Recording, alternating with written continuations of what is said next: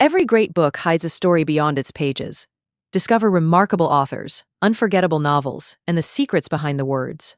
Welcome to Stories Between the Lines. In this video, we will look at 5 books that can help parents raise an independent child. A child who can make decisions, take responsibility, solve problems, and continue learning without constant adult supervision. Most parents sincerely want their children to grow into confident and responsible adults. But in everyday life, many parents do almost everything they can to prevent their children from acting independently. They remind them about homework, check their school bags, choose their activities, manage their schedules, and repair the consequences of forgotten responsibilities. All of this usually comes from love and concern. Yet it creates an uncomfortable paradox. The more adults control a child's life, the fewer opportunities that child has to develop self-control. Independence does not suddenly appear at the age of 18. Parents cannot make every important decision for years and then expect a teenager to become organized, responsible, and confident overnight. These qualities have to develop gradually. A child needs opportunities to try, forget, fail, face consequences, adjust, and try again. The books in this video are not about making children more obedient. They do not promise to create perfect students who never argue and always receive excellent grades. Their shared message is much more important. The purpose of parenting is not to control a child forever, but to gradually teach that child how to manage their own life. The first book is The Self-Driven Child by William Stixrud and Ned Johnson. The authors begin with a simple but powerful idea. Every person needs to feel that they have some control over their own life. When children believe that other people make every decision for them, they may continue following instructions, but their inner motivation becomes weaker. They learn to work only when someone is watching. They do homework because a parent keeps reminding them. They read because a reward has been promised. They attend an activity because an adult selected it for them. From the outside, such a child may appear disciplined and successful. But when the instructions disappear, the child may have no idea what to do next. Stixrud and Johnson suggest that parents change their role. Instead of acting like a manager who gives orders and checks every result, the parent can become a consultant. A consultant does not disappear from the child's life. They offer information, ask useful questions, discuss possible consequences, and remain available.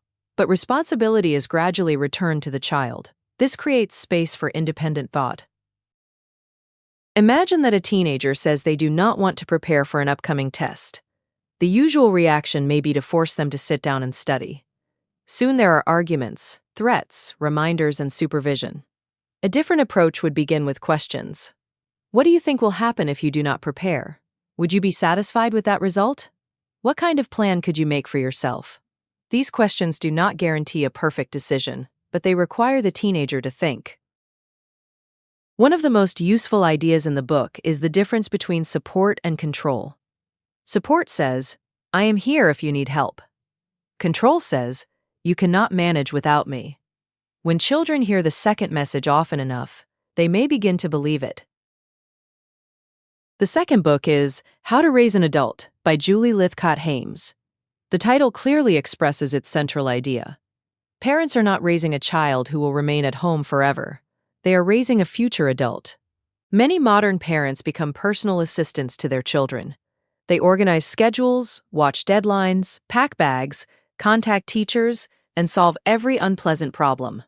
When a child is very young, much of this is necessary. The difficulty begins when adults continue doing tasks that the child is already capable of doing. When an adult always rushes to help, the child receives a hidden message. You are not capable enough. I can do this better than you. Nothing will work unless I become involved. Over time, the child may stop showing initiative. Why remember the schedule if a parent will send a reminder? Why solve a disagreement if another adult will call the teacher? Lythcott-Haims encourages parents to ask one question more often. Can my child do this without me? Not perfectly, not as quickly as I could, possibly with an error, but can they do it themselves? The third book is The Gift of Failure by Jessica Lahey. Many parents experience a child's mistake as a personal failure. A poor grade seems to prove that they did not supervise enough. A forgotten assignment creates an immediate desire to contact the teacher. An unsuccessful school project may lead the whole family to spend the evening repairing it. Jessica Lahey argues that small failures are not interruptions to learning. They are part of learning. Failure allows a child to see the connection between a decision and its result. Suppose a child forgets the correct clothes for sports practice. If the parent immediately drives home and delivers them, the practical problem disappears, but the learning opportunity disappears as well. The child may remember that adults can always repair the consequences. They may not remember that preparation matters. Of course, parents should intervene when health, safety, or serious harm is involved, but ordinary life contains many small and safe disappointments. These experiences can become powerful teachers. However, failure becomes useful only when adults do not turn it into humiliation. Statements such as, "I told you so," do not teach responsibility.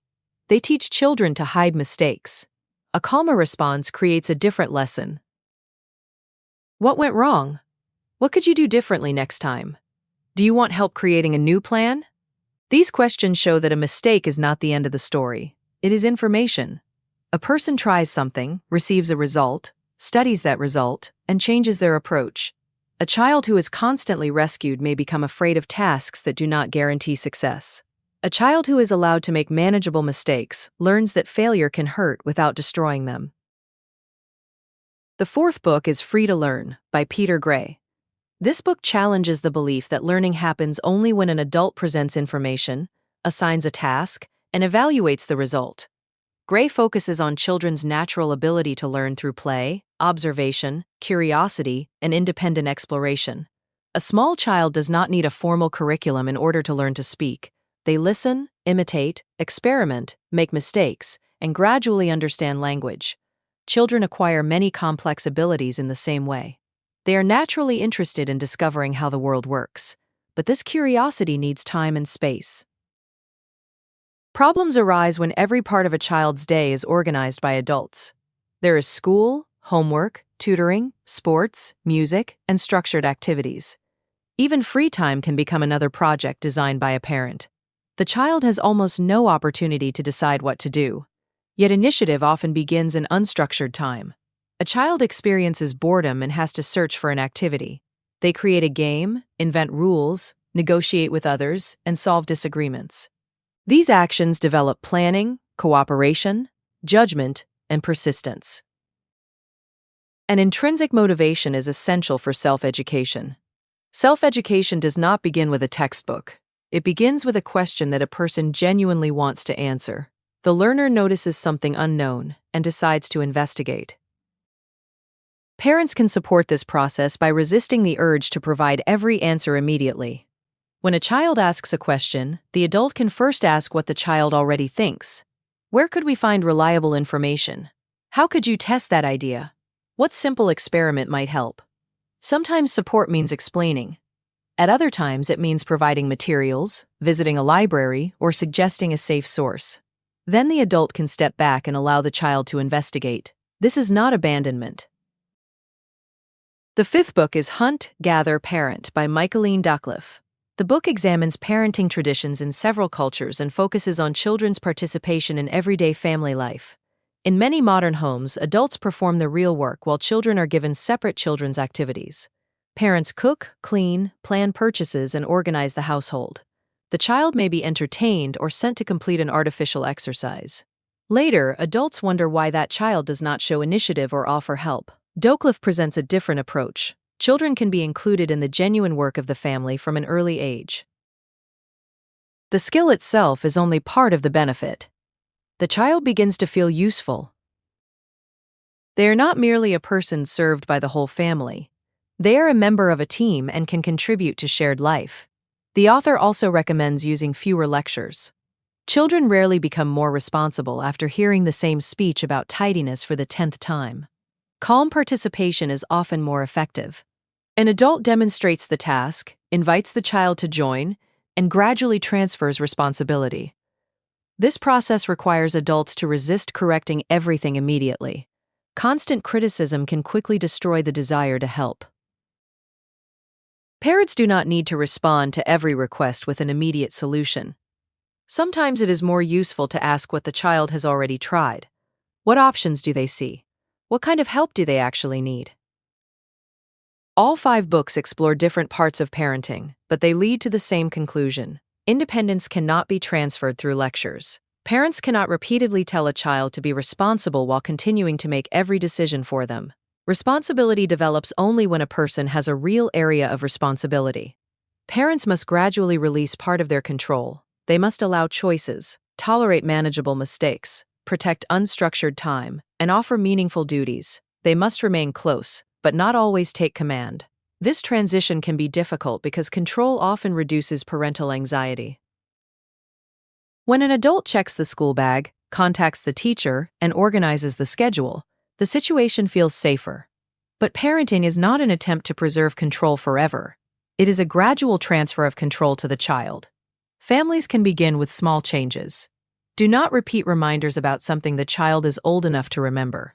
Do not repair every school project. Do not offer a complete solution immediately after the first complaint. Give the child one regular household responsibility. Leave some time without a prepared activity. Ask what plan the child would suggest.